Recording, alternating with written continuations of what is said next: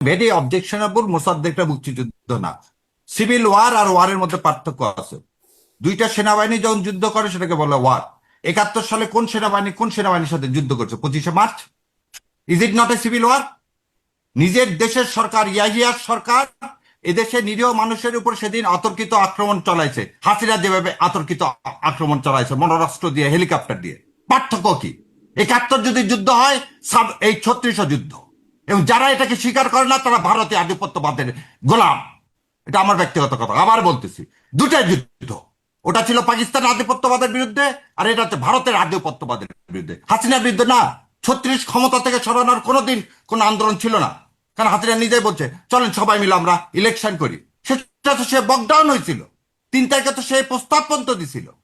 এই সময় হাসিনার সাথে কোনো যুদ্ধ না, এই যুদ্ধ ছিল ভারতের তাবেদারের হাত থেকে রক্ষা পাওয়া। আবার বললেন ইউনূস সাহেব কি করছে, ইউনূস সাহেব কি করে গেছেন? এদিকটা আগে বললেন আদানির জন্য সেটেলমেন্টের জন্য সিঙ্গাপুরে আরবিট্রেশনে যাওয়া হয়েছে।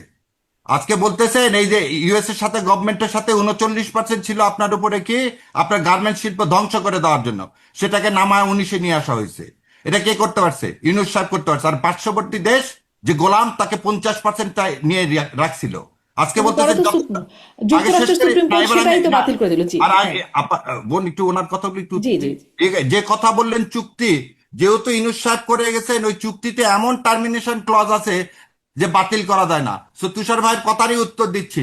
হাসিনা যে তাবেদারি চুক্তি করে গেছে, ও তো আমার সার্বভৌমত্ব বিলাই দিয়ে গেছে ইন্ডিয়ার হাতে। সে চুক্তি আপনি বাতিল করবেন কিভাবে?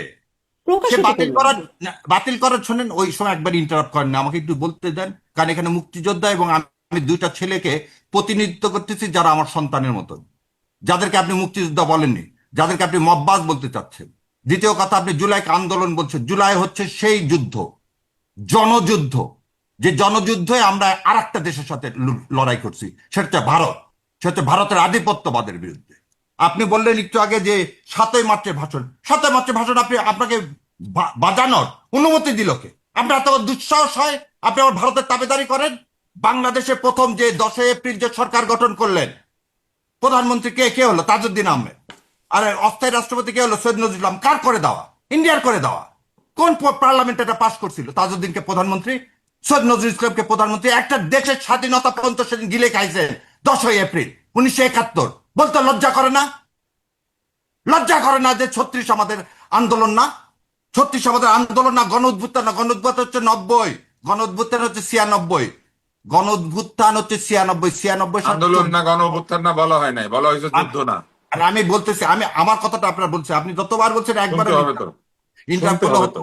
আমি আমার কথা, এদেশকে যারা ধারণ করবে তারা এটাকে যুদ্ধ বলতে তারা কার্পণ্য করবে না। আর যে বাংলাদেশকে ধারণ করে না তারা এই অভ্যুত্থানের নামে, এই মববাজির নামে একসময় দেখবেন যে কেউ কেউ বলবে 36 আন্দোলন ও মববাজি।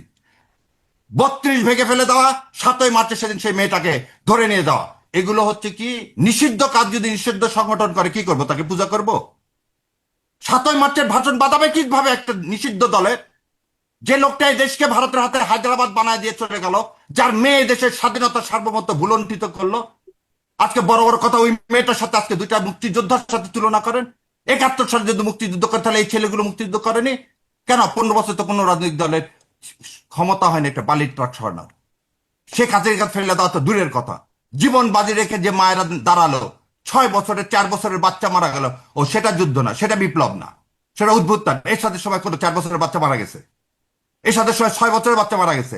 এক মিলন মারা যাওয়াতে এরশাদ সাহেব ক্ষমতা ট্রান্সফার করে দিলেন, ইলেকশন দিয়ে দিলেন। আর এবারে কি ইলেকশন ছিল?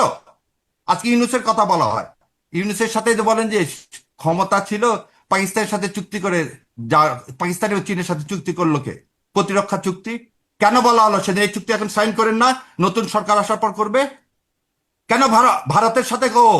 এই কথা তো কেউ বলে না। ইউনূস সাহেবের সেদিন উচিত ছিল এটা সাইন করা।